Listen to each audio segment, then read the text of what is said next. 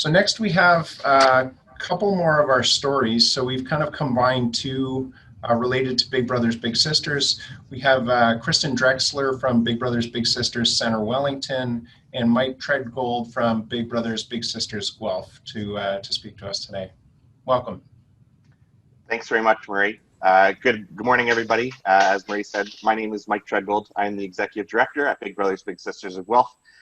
So here with my colleague Kristen from Big Brothers Big Sisters Center Wellington, we're here with you to share a little bit about how our organizations have navigated and are using everybody's favorite word, pivoted, to manage our work through the COVID-19 pandemic. So Big Brothers Big Sisters, as you may know, has existed across Canada for more than 100 years and for more than 50 years in Guelph.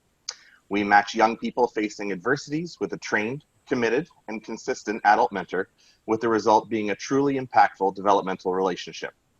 As you can imagine, the bedrock of these relationships was rooted in time spent together in person, a feature that was obviously quickly threatened at the onset of the pandemic. This presented unprecedented challenges to our organizations, requiring that we make quick changes to our service delivery to ensure that these relationships between bigs and littles remain caring, consistent, and most of all, safe. In a matter of days, mentoring programs, both one-to-one as well as group, were back up and running in a virtual setting, with our volunteers and families embracing technology and platforms just like the one we're using today to stay connected. Adaptability during the pandemic was so critical for us at Big Brothers Big Sisters. Here we were seeing so many of these social and supporting relationships that are so critical to a child's development quickly disappear and experience radical change. So these were relationships with friends, teachers, family members outside of the household, coaches, tutors. These all underwent a massive overhaul, or they went away altogether. Our objective, therefore, as Big Brothers Big Sisters agencies, was to ensure that our volunteers remained a consistent presence in the child's life throughout all this change and chaos. The results were outstanding. We've seen an amazing embracing of virtual mentoring across all of our platforms, and mentors and mentees have found a new way to connect with one another through digital means, explore shared interests, and most importantly, remain ever present in one another's lives. Over the summer, however, as the community started to reopen in various stages, feedback started to emerge from both volunteers and families that there was definitely an appetite to reconnect with one another in person. In some cases, though, and for a number of children in our programs, home wasn't always a safe space. And as organizations who've always strived to put the best interests of children first and foremost, we had to take a look about how to reunite our volunteers and children with one another in person while still remaining safe. Quite a challenge. So this serves as a bit of a segue into Kristen's next part of our storytelling this morning, which is going to be centered around the most Canadian of symbols, a hockey stick. Right. So when we think about the work that we do, we think about building developmental relationships that are hinged, like Mike said, traditionally with in-person interaction. So being able to pick up on social cues, hugging when it's needed, giving high fives when celebrations are in order. So this is certainly not impossible to do virtually, but much more difficult when families don't have access to reliable internet access, which Center Wellington is in a very rural community, and this sometimes happens. So COVID was not a time when we could stop our services for the kids that were struggling. We had a match here, and through the intake process, the little brother lived with mom, but when COVID hit, being a frontline healthcare worker, her first and foremost concern was the health and safety of her son. So suddenly the little brother was moved into dad's home, where there was no access to internet. So it was important to everyone that was involved in that match that this match had to keep active, but certainly safety was the biggest concern. So they did the most Canadian thing.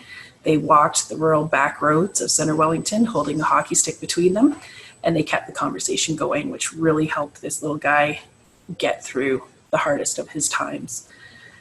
So in the spirit of getting creative, as Glenna pointed out as well, each person is a story, not just a number. And these stories go a long way when you tell them to donors and funders. Do you want me to take the rest of it, Mike? I can go.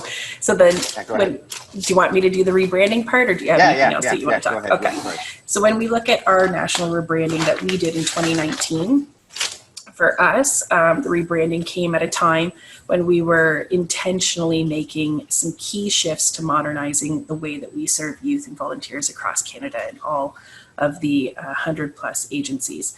So changing our logo visually, our visual identity was only part of our story at that time. We were really also looking at what our skin, the outside piece, to garner attention for the much bigger story of what we were up to internally. So some people saw a double Wi-Fi symbol. Our logo's at the bottom here, which we weren't upset with. That's the meaning of connectivity. That's what we're about.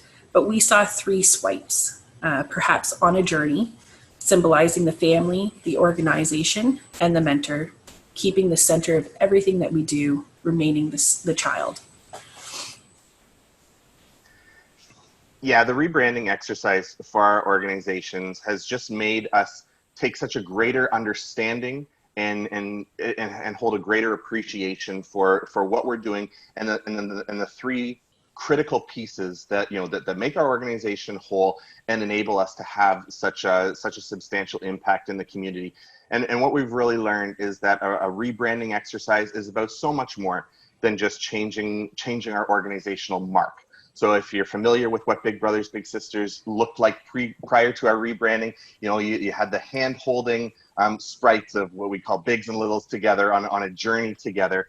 And we are still very much doing that. But one thing that this rebranding exercise has made sure that we're doing is that not only is our marks and our logos and and our images that much more updated, but our language matches that. So we spend such a greater focus now talking about developmental relationships, the importance of care and consistency in a child's life, because what we know is that as a result of that caring and consistent adult role model in a child's life, that's where we start to see the effects of these adversities change, and that's where we're really able to put youth on the path to truly reach their full potential.